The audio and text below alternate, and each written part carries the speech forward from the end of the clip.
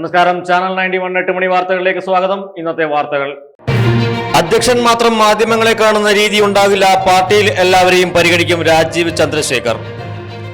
കള്ളനോട്ടുമായി പെരുമ്പാവൂരിൽ നിന്ന് പിടികൂടിയ ബംഗ്ലാദേശ് സ്വദേശി 15 വർഷമായി താമസിക്കുന്നത് കേരളത്തിൽ. കൊടുങ്ങല്ലൂർ ഭരണി ശക്തമായ സുരക്ഷയൊരുക്കി തൃശൂർ റൂറൽ പോലീസ്. സുരക്ഷയ്ക്കായി ഡ്രോൺ നിരീക്ഷണവും.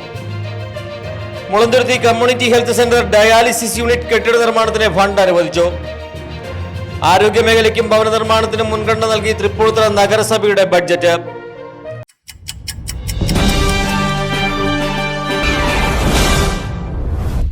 പാർട്ടിയിൽ എല്ലാവരെയും പരിഗണിക്കുമെന്ന് BJP സംസ്ഥാന അധ്യക്ഷൻ രാജീവ് ചന്ദ്രശേഖരൻ.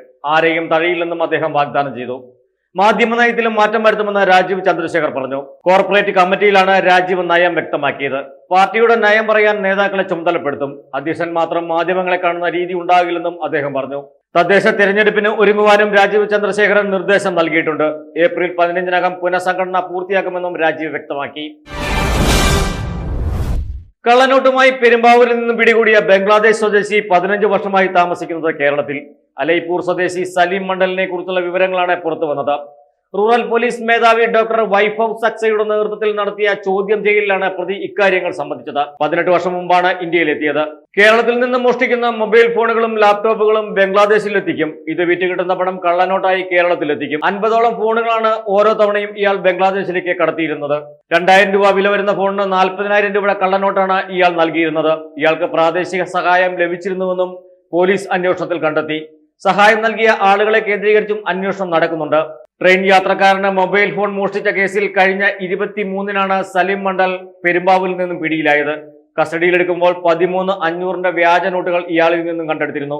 നിരവധി വ്യാജ നോട്ടുകൾ ഇവരുടെ സംഘം ഇന്ത്യയിൽ വിതരണം ചെയ്തതായി സൂചന ലഭിച്ചിട്ടുണ്ട്.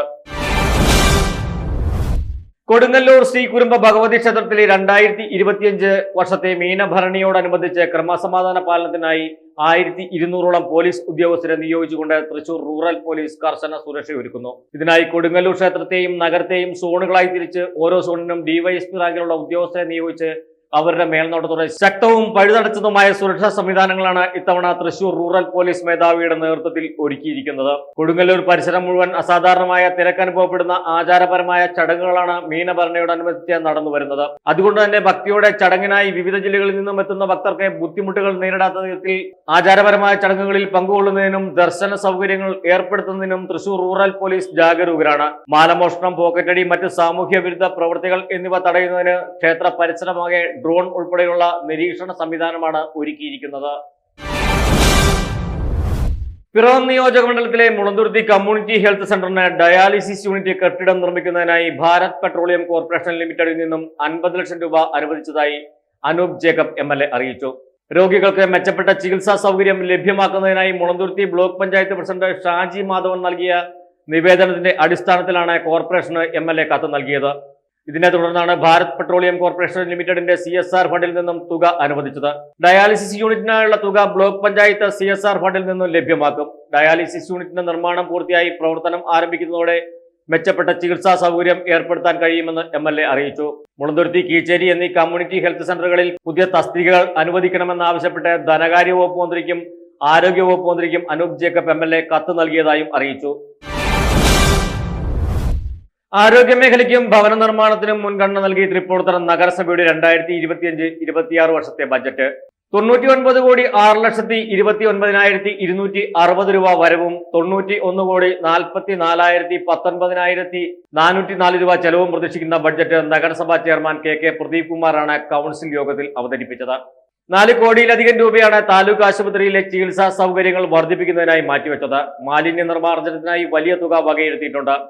പ്ലാസ്റ്റിക് നിർമ്മാർജ്ജനത്തിനായി 1.5 കോടിയും MCF നിർമ്മാണത്തിന് 1 കോടിയും വകയിരുത്തിയിട്ടുണ്ട്. മൊബൈൽ സെപ്റ്റേജ് യൂണിറ്റ് വാങ്ങുന്നതിന് 95 ലക്ഷം രൂപയും ബഡ്ജറ്റിലുണ്ട്. അതിദരിദ്ര വിഭാഗത്തിൽപ്പെട്ടവർക്ക് പുനരധിവാസത്തിനായി പാമ്പാടി താഴത്തെ പ്രത്യേക ഭവന സമുച്ചയം നിർമ്മിക്കുവാനും പദ്ധതിയുണ്ട്. നഗരത്തിലെ അത്തം വീതിയുടെ സൗന്ദര്യവൽക്കരണത്തിന് 89 ലക്ഷം രൂപ ബജറ്റിലുണ്ട്. മുൻ ബജറ്റിലുണ്ടായിരുന്ന ബസ് ടെർമിനൽ പദ്ധതിക്ക് പകരമായി GCDAയുടെ സഹകരണത്തോടെ പുതിയ ബസ് ടെർമിനൽ സ്ഥാപിക്കുവാനും ബജറ്റ് നിർദ്ദേശിച്ചിട്ടുണ്ട്. കൂടാതെ കുന്നറയിൽ കമ്മ്യൂണിറ്റി ഹാൾ സ്ഥാപിക്കുവാൻ 1 കോടി രൂപ വകയിരുത്തിയിട്ടുണ്ട്. അതേസമയം ഇക്കുറി പരമ്പരാഗത കൃഷി മേഖലയ്ക്ക് വലിയ നിർദ്ദേശങ്ങളൊന്നുമില്ല. പോക്കാളി കൃഷിയും ബജറ്റിൽ ഇടം നേടിയിട്ടില്ല. ഇതോടെ ചാനൽ 91 8 മണി വാർത്തകൾ സമാപിച്ചു. നാളെ രാവിലെ 8 മണിക്ക് വീണ്ടും കാണുന്നതുവരെ ഏവർക്കും ശുഭദിനം.